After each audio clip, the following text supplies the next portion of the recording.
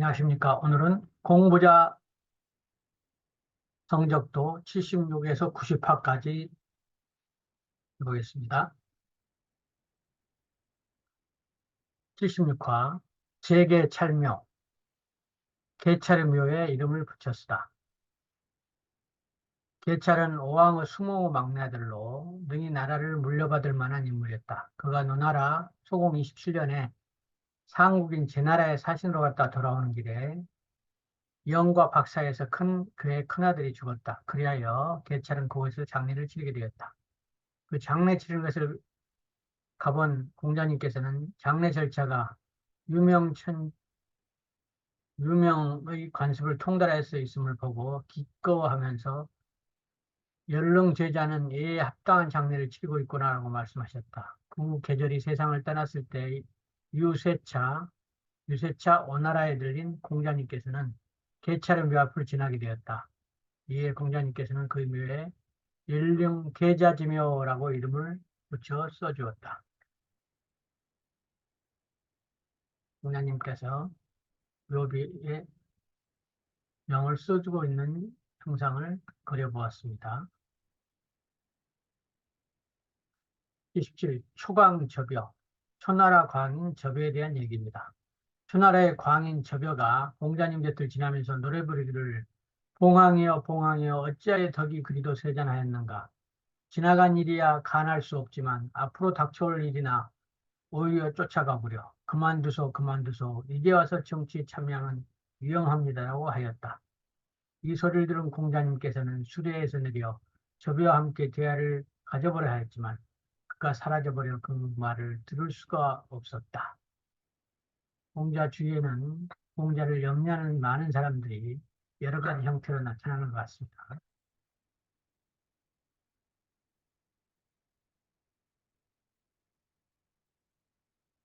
자서저봉, 자서가 봉함을 막다. 초나라 소왕이 서사지 700리 공자님께 봉토로 주려고 하니 영윤으로 있는 자서가 말하기를 임금께서는 자공과 같은 유능한 사신을 가지셨습니까? 아내와 같은 어진 재산을 가지셨습니까? 자료와 같은 훌륭한 장수를 가지셨습니까? 지혜와 같은 뛰어난 행정가를 가지셨습니까? 이렇게 여쭤보면서 만일 공자께서 그 땅에 눌러앉게 되면 어진 제자들을 잘 보좌하게 될 것이니 이는 초나라에 복이 되는 일이 아닙니다라고 하였다. 이렇게 하여 소왕은 마음을 바꾸게 되었고 이에 공자님께서는 초나라로부터 이 나라로 돌아오셨다고 하는 얘기입니다. 그래서 그 밑에 누가 어느 신하가 임금을 모시냐에 따라서 공자님을 초대하기도 하고 배척하기도 하는 일들이 많이 일어나고 있습니다. 신하가 공자님을 배척하도록 하는 게 가능한 이런 모습입니다. 관주명당, 주나라의 명당을 관람하시다.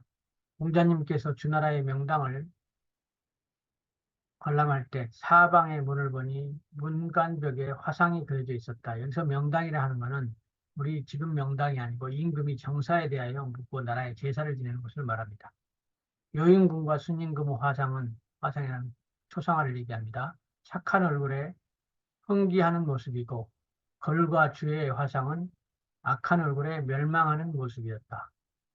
또 주공은 성왕을 끌어안은 채 도끼를 들고 남쪽을 향해서 제후로부터 조회를 받는 모습이 그려져 있었다. 이를 보신 공자께서는 이것이 바로 주나라가 강성하게 된 까닭이라고 말씀하셨습니다.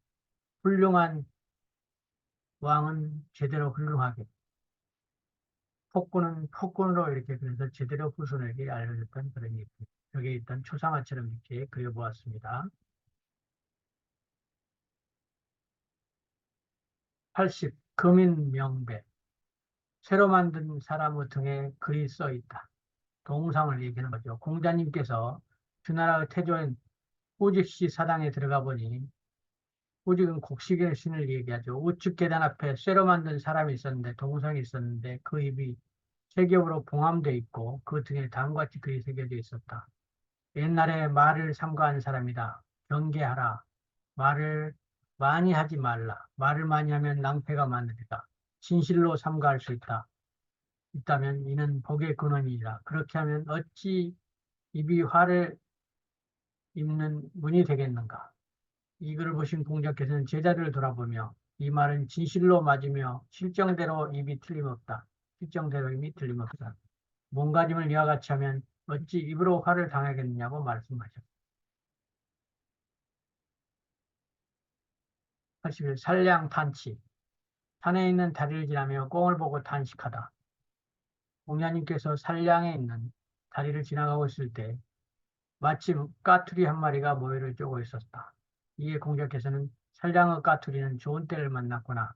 좋은 때를 만났구라고 말씀하셨다. 자료가 그것을 잡아 공자님께 바치니 세 번 냄새를 맡아보시고는 그냥 일어났다. 까투리 꽁을 말합니다.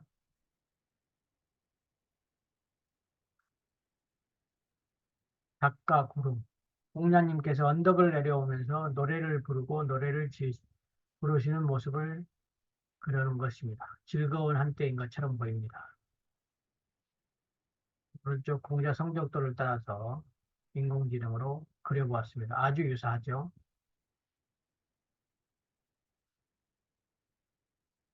83. 자기 란조. 의란조를 시를 짓다. 공자님께서 위나라로부터 노나라로 돌아가실 때의 일이다.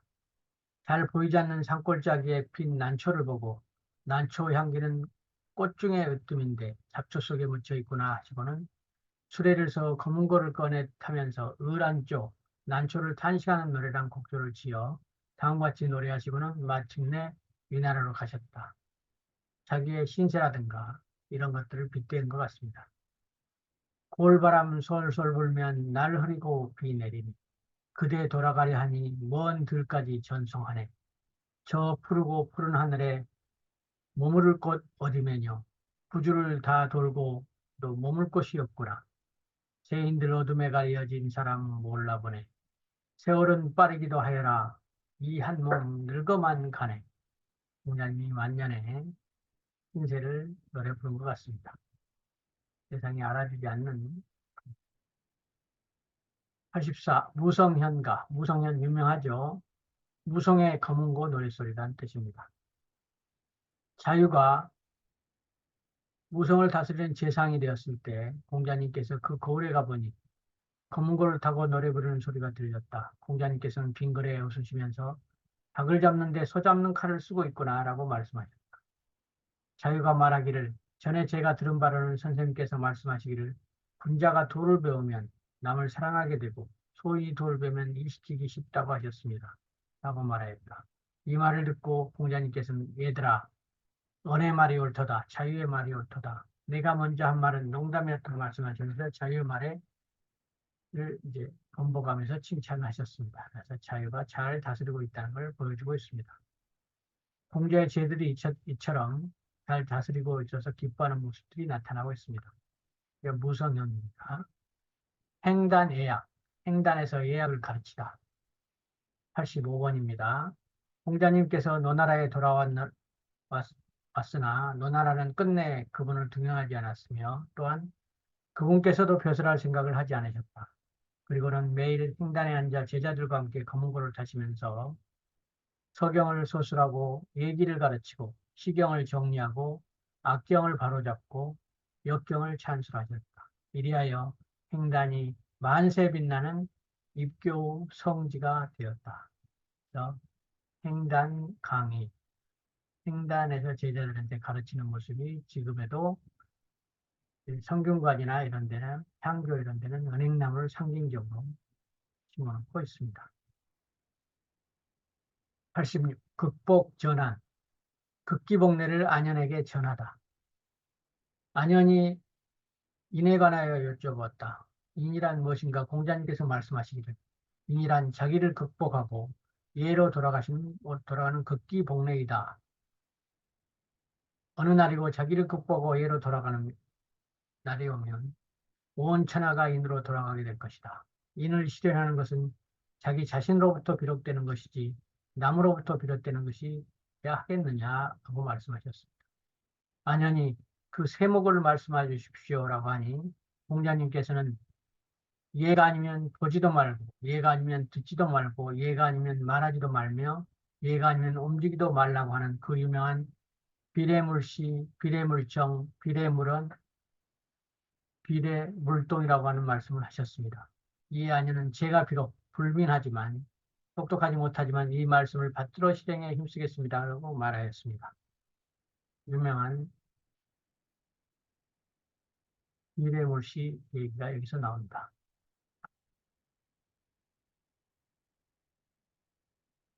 효경 전승. 그것은 공자님이 말전에 효경을 증자에게 전하다. 공자님께서 한가로에 앉아 계시던데 옆에서 증자가 모시고 있었다.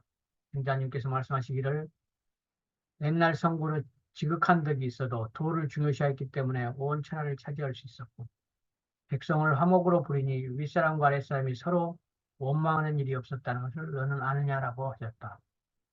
증자가 자리를 피하여 본인이 불민하니 어찌 알겠습니까? 라고 하였다. 이에 공자님께서는 다시 앉거라. 내 너에게 말해주리라 하고는 천자, 제후, 대부, 선비, 서민의 효에 대해서 모두 말씀하신 다음에 천자에게 서인에 이르기까지 효란 처음과 끝이 없는 것이 그로 인한 재앙이 미치지 않는 사람은 아무데도 없느니라 하시고 효를 핵심을 말씀해 주셨다고 합니다. 8. 금가맹단.